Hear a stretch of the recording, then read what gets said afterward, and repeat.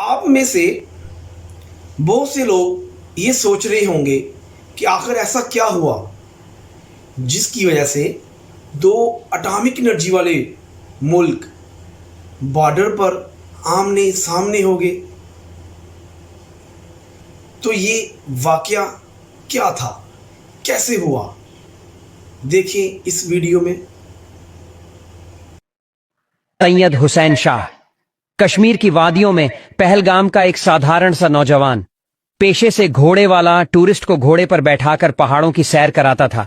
वही सैयद हुसैन शाह जो उस दिन एक सुपर हीरो बन गया।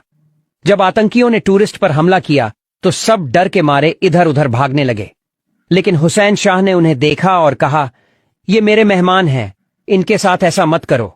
उसने आतंकियों से बहस की भिड़ गया, उनसे राइफल छीनने की कोशिश की। आतंकियों की गोलियां उसके जिस्म को छलनी करती रहीं, लेकिन वो तब तक लड़ता रहा जब तक उसकी सांसें रुक नहीं गईं। उसका खून जमीन पर गिरा, लेकिन उस खून से कश्मीर की मिट्टी में बहादुरी उग आई। हुसैन शाह ने अपने खून से एक मैसेज लिख दिया, डरकर नहीं, डटकर जीना है। वो न कोई फौजी था, न कोई अफसर, बस एक आम इंसान, लेकिन दिल से असली हीरो।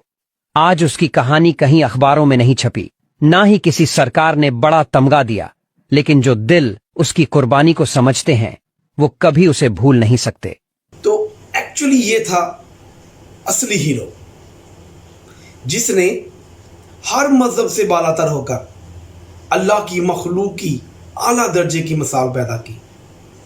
वो अल्लाह के यहाँ अपनी कीमती जान का नजराना पेश करते हुए हकीकी खुदा को हासिल कर लिया। मुझ समेत आप सब लोग वादिये कश्मीर के एक छोटे से गांव फलग्राम इस असली हीरो को सलाम करने पर मजबूर हो जाएंगे, जिसका नाम था सैयद हुसैन शाह।